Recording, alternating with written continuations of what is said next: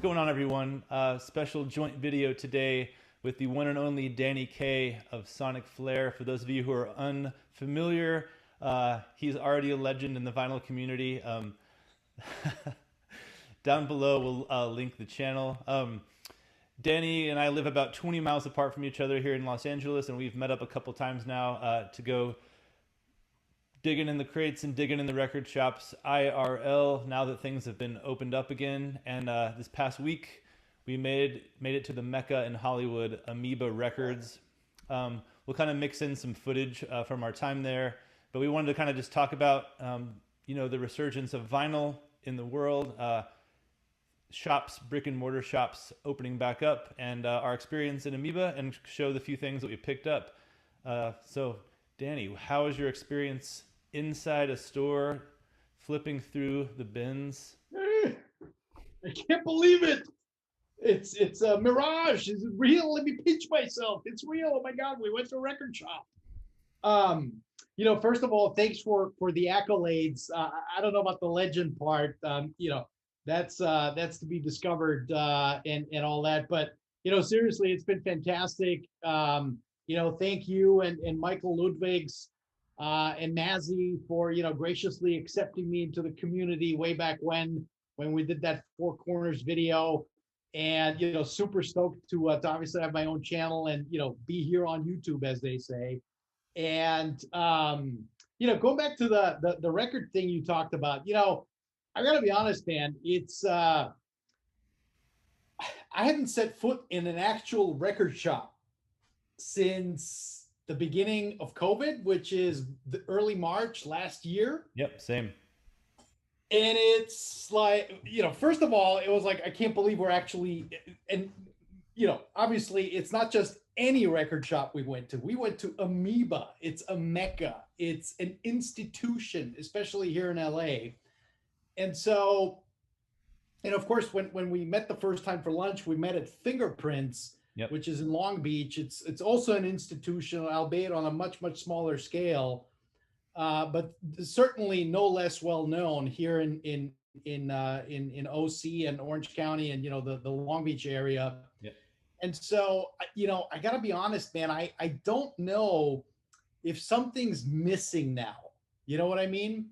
I for the last year, I've been buying all my records on eBay, Discogs, Acoustic Sounds, Music Direct, Elusive Disc, and obviously the records coming from America came from America, and then I bought a bunch of stuff in Europe, as I normally do, and I've kind of trained myself, I guess, for lack of a better word, that you don't need to go into a record shop anymore. You know what I mean? So it was kind of weird to go into a record store yesterday and browse through the bins, see all the people, because I mean, it was fairly packed, I would say, right? I mean, maybe not quite Amoeba height altogether, but anyway. So yeah, a bit odd, I should say, a bit odd, and I'm sure we'll get into more of it later. But what do you think of it? What was your take? Yeah, like you said, the browsing aspect, over the past 15 months, I've been so used to seeking out a specific album or looking for a specific label, and just, using that filter on a website to fine tune what I'm exactly looking for. So it is odd just having everything right in front of you, and you have to manually walk your body to a specific space and move your hands and move physical objects with your fingers. Great.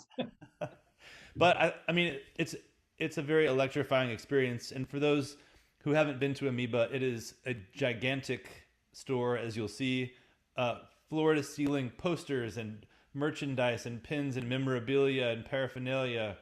I mean, anything you can think of that is related to music, they have for sale in some, Yep.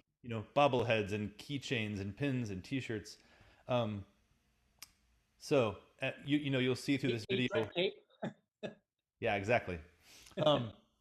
But Amoeba has moved to a new location. So those who have been to the old location in LA, it's now on Hollywood and Argyle, Yeah. and right on the part of the Walk of Stars there in Hollywood. But it was cool. It was cool to be in a physical shop and have that kind of the buzz kind of loud music playing and people walking around, and some people getting a little too close to you, trying to look at the records right next to you. But yeah, times. I will say though, I mean, look, I've lived in LA now for 23 years altogether, and I started going regularly to Amoeba probably in the early 2000s, and really regularly probably the last 10 years, right? I work from home or remotely or whatever, you want to call it. This is, since before COVID. Um, and so I have the ability, if I'm running into a meeting or something, or, after the meeting or, whatever, I'll meet up someone for lunch or, dinner, and I'll, sneak into Amoeba. And I gotta say, the old location had a certain sense of mystique around it that the new one, I mean, first of all, it was a classic old building, right? That's been there for forever. Of course, it's right. getting torn down so they can build monolithic giant apartment complexes that, they're hoping folks are going to move into, which they will, because we're in a housing shortage. But, I can't help but feel that this new Amoeba lost a little of its soul from the old Amoeba. Yeah. Anyway, that's kind of like how I felt, even just, it's in a, what is it, ultra modern shopping complex. They've got the Starbucks next door. They've got the, what was it, Nike store just around the corner. And so I don't know. I just, it feels different. It definitely feels different. Yeah, they still have a temporary vinyl sign up. It's so they've just opened maybe a month ago, so they're still getting in there. I feel like maybe in a couple years it'll feel a little more lived Yeah. and comfortable. But Probably. Yeah. yeah, And I noticed it. There's definitely, I think, less space. Even though maybe the square footage is similar, it feels like it's, the jazz section was tiny compared to what it used to be. yeah, The electronic section was fairly small compared to what it used to be, right? I mean, kind of like the old Amoeba, you walk in to the right, there's that whole wall of electronic stuff. right. Then you had that separate section, the separate room with the with jazz, and I think it was jazz, country, and classical. So now they kind of mished it all together. So anyway, hey, look, first of all, glad they're around. Glad they're employing people.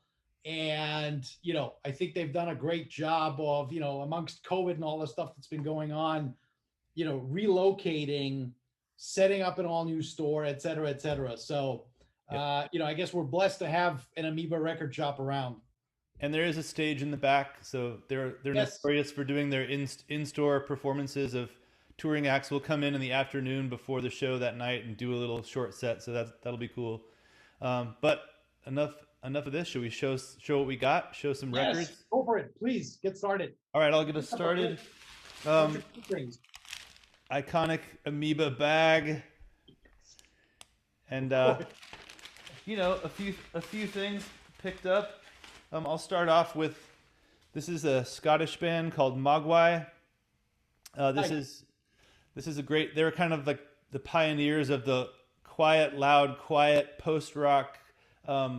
If you're familiar with Explosions in the Sky, they kind of ripped the sound off of Mogwai. Mogwai's still around. In the early days, they released on Jet Set Records, and then I believe now they put stuff out on their own label called Rock Action, and their main releases are on Temporary Residence Records. This is Tin Rapid. Some of my favorite music from like the late '90s, instrumental, kind of dark, but has some grit to it. Nice. Yep. Very cool. Have you played it yet? Not yet. I do own an earlier pressing of this that is kind of thin and flimsy and kind of scuffed up. So this is a 2019 repress. Oh, cool. Yep. Nice. We got dark green vinyl on it. So. Oh, wow. Very cool. Nice. Oh yeah, look at that. All right. What was the first one you picked up? So, funny enough, completely different genre, completely different, music. I picked up a great copy of Yves Montand, Paris 1981. Incredible Fantastic. cover. Oh yeah, it's great. I mean, the guy is, to those that may not know about Yves Montand, he's obviously a great French performer, artist, movie star, singer, multi-talented, human being, right? I mean, just awesome, very popular in Europe. Probably not so much here in the States. I mean, at least I have a couple of his records. And whenever I'll play something, they're like, "Oh, who's this guy?" Or I never heard of him. So I found this in the M bin, I believe, right next to Mogwai, where you picked yours up, because I made a comment like, "Hey, what's this French chansonnier doing with Mogwai?" Right? Doesn't make any sense. So somebody obviously clearly misplaced it. But I've seen this record a couple of times. Every time I see it, I pick it up. Great sound, live recording, and fabulous music, fabulous singing, great little orchestra, beautiful record, beautiful record. Cool. 2 LP. Oh, nice. I think you got one more than I did, so you'll have to do it double up at the end or something. My next one is a late 80s hardcore punk classic, Gorilla Biscuits, Start Today. This is an album that was very seminal for me in the late 90s, about a decade after it came out, from New York City on Revelation Records. And this guy here is Walter Schreifels, who went on to start the band Quicksand, who had a lot of popularity in kind of like the alternative grunge era of like the mid 90s after Gorilla Biscuits disbanded. This is a classic, early punk hardcore, very catchy, very fast, energetic, young. The vocals break up a lot because it's just after puberty kind of thing, but a lot of energy, really positive message. It's all about solidarity and brotherhood and sticking up for your beliefs and your rights and that kind of stuff. So nice. Did you say it's a 10-inch record, right? It looks like a 10-inch. No, it's a 12-inch. 12-inch. Okay. Huh. Interesting. Got big hands. There you go. And this is on transparent red. Nice. I actually avoid colored vinyl usually, just because you can never see when it's dirty. But that's all there was in this. This is a brand new repressing from Revelation. So that's awesome. Nice. Very cool. So what did I get? Well, I guess let me, not quite, again, by no means the same genre, but something that I've been looking for. And it's so funny when you have all these titles in the back of your mind that you're like, oh man, I wish I could run into this today or tomorrow or whenever. And then a year or two go by and you forget about it, and then randomly it pops up in front of you. Well, this is one of those. So I'm a big sucker for 12-inch 45 80s pop singles, rock singles, whatever. And this is by Mars, Pump Up the Volume. I'm sure you've heard it a million times. It was a huge club hit back in the day. Give us a little sample. How does it go? Pump up the volume, pump up the volume, dance, doom, doom, doom, doom, doom, doom, doom, doom, doom, doom. Anyway, the cool thing about this, it's so funny. I was talking to, who was I speaking with? I think I was talking to someone I think actually it was Shane Butner at Intervention Records. Mm-hmm. And, he's got this thing that I totally agree with, where he'll talk about how music brings back so many memories of a place and time that you associate with singing or with listening to a song or playing a record or whatever. This definitely, Pump Up the Volume, definitely does it for me, right? I mean, I heard this so many times in the clubs, and I'm glad I finally found it. It's a mint 12-inch 45, and one of these days we should do a video on just 12-inch 45s from the 80s. Cool stuff. That's awesome. You got to put that on right when you wake up one morning. You'll have a good day. That's right. So at Amoeba, they keep all the high-priced items up on the Separate, wall. Yes. You did get it. Oh yeah. Nice. I picked up this. This is the Analogue Productions issue of Best of Sam Cooke, double 180 gram, 45 RPM. It was used. It was open, but it appears to be unplayed, or it was played just a couple of times. And I did get a video of the guy pulling it down off the rack, Nice. which we'll show sometime.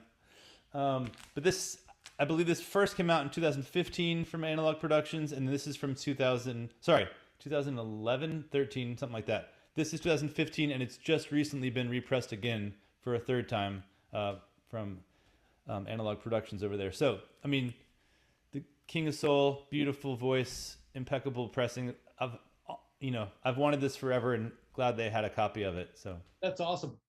yep, and this is something my wife and I listen to a lot. Making dinner or just on a long Oh yeah, drive. Like it kind of fits lots of moods. And it's the best of. It's got all the hits. absolutely. Yep.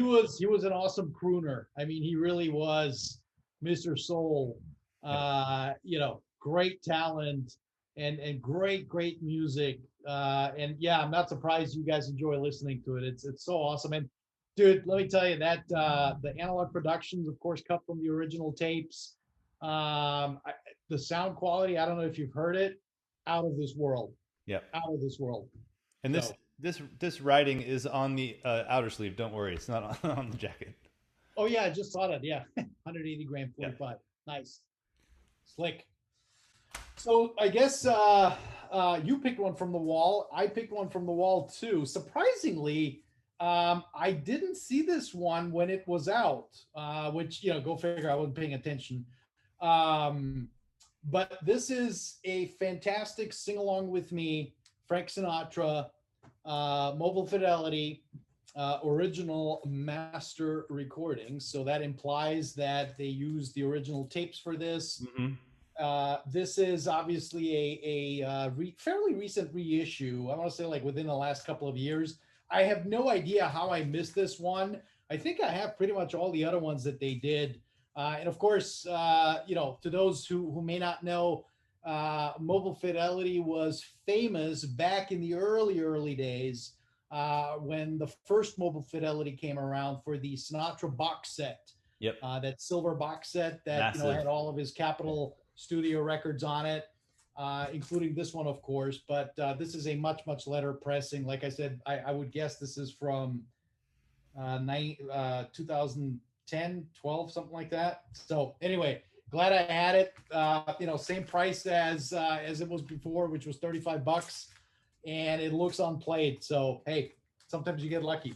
That's incredible. Yeah, that's a good one. I have a couple of those MoFi Sinatras that are incredible. Yeah. And then let's see. Yeah, what was the last one you got? Oh, so the last one is a fantastic one. So this is the singer from Talk Talk, Mark Hollis. Oh, I didn't see you grab that. Yes. I love that. Here's the singer for Porter right here. Hi, Porter. You're on camera. Thank you. Yes. Awesome. Love you too, Porter. Okay, you gotta get down. Come on. Porter hasn't been out for his afternoon walk yet, so he's jumping at the bits. But anyway, Mark Hollis, phenomenal album. Great album. Incredible effort. Very minimalist, dark-ish. Yep. A lot of synth, a lot of ambient, holographic sound. However, I will say this: the shittiest pressing you could possibly think of. This is my third copy. That's the reason I bought it. My previous two copies were noisy as all get out. Huh, interesting. And I'm hoping that this one is, cleanish. I don't know. We'll see. I don't know where this is pressed. I mean, maybe GZ or, some other pressing plant that's not very known for quality. So right. Hopefully this is great. I mean, the music in this case, I have to say it, the music really demands a quiet pressing because it's such an incredibly dynamic album. Yeah.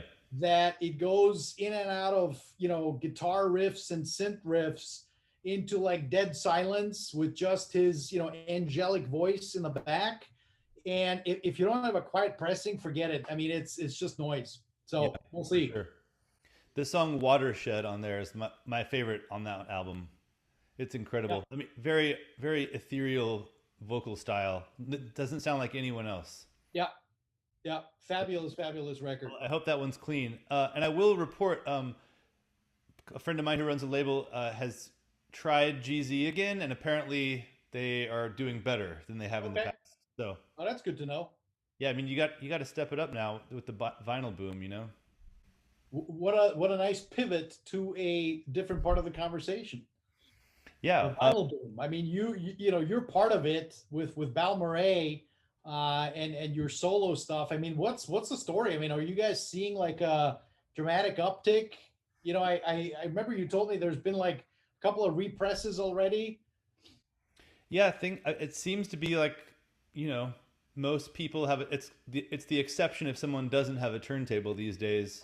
If they're into music, Yeah, you know, you listen to digital stuff in your car on your phone when you're out walking around or whatever. But you know, if you're home, as we all were for the past year plus, you know, it's nice to have a tactile object and that sensation and the kind of ritual of, you know, I got into a really big, you know, day in day out every day when I'm finished my work around 5 or 6, have a drink, pick a few records and put them up, and you know, spend an hour and a half just listening to music.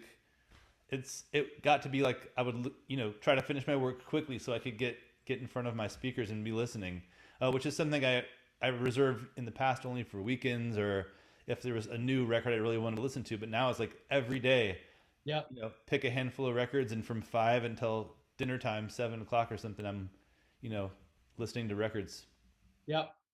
You know, it's I hear you, A, because I've pretty much done the same, and B, I'm hoping that that sort of new experience, which really this is all about the experience, right? It's the sound experience, you know, which is of course the end result of playing a record. It's the tactile experience of putting on a record, taking it out of a cover, holding something physical. I hope that you know obviously stays with us, right? I mean, and I think it will. I think it's one of those things where you know digital, um, unless you're collecting CDs, which you know, hey, I still buy CDs, right? But unless you're spinning CDs, you know, really, I think the feedback of being able to handle a record physically, putting it on the platter, putting the needle on the record, and I think actually they sampled this. Mars sampled that, you know, put a needle on the record, put a needle on the record. When the drum beats go like this, Hmm. and so I think they've done, you know, with all the stuff that's been going on, the record business for sure has exploded, no doubt, Sure. I mean, and the hi-fi business. right. And just that, a clear example is just the internet, YouTube, the vinyl Yeah, community, people commenting and interesting and researching and looking up records and trying to find out about labels and reissues. And it's getting kind of wild. It's I know. exciting. Yes. Yeah. Well, I mean, if you look around, you know, obviously, I don't know if you or the viewers caught the UHQR video that Chad did with regards to the Miles Davis coming out, and you know, he had Mike Hobson on there from Classic Records, etc. They had this huge discussion with Bernie Grunman, and you know, I mean, how many times did Chad say, "Hey, man, there's so much stuff being pressed, I Yep. can't keep up with my own titles, you know, let alone." You know, titles from people bugging me, hey man, can you press, you know, another 500 of this or 1,000 of that or whatever. So Right. you know, amazing, absolutely amazing, incredible. They're working around the clock in the pressing plants these days. Yeah, yeah, 7 days a Well, week. there'll be a lot more to discuss in the coming months as more titles get announced and released, and we'll put links below to the videos you know, we mentioned here, and of course check out SonicFlare. We're gonna post Thank you. this on both of our channels. So um, I don't know. You got any last closing remarks? Last words of wisdom: collect more records. No, just kidding. You know, enjoy listening to music. You know what I mean? It's like there's so much negativity out there. Put on a record, sit back, have a drink, a beer, whatever your favorite is, and just kick back and enjoy. You know, bring your significant other in, bring some friends in. You know, obviously as things are slowly starting to open up again, people I think are getting more comfortable being around others and stuff. So you know, let's go back to the social aspect of it. For sure. Let's do it. Well, next time maybe I can come to your house and we can That'd be listen awesome. to some records and record a video of That'd be killer. needle on the record. Yeah. Put the needle on the record. That's right. Awesome. Awesome. Great. Thanks so much, Danny. Thanks for being here. Thank Guys, you. thanks for following along, and we'll see you next time. Bye. Thanks, Michael. See you soon, bud. Thanks, Danny. See you. Ciao. Nice. Oh, perfect. Oh, you're recording now. Sweet. Oh, that's a good shot. I like that. Very cool.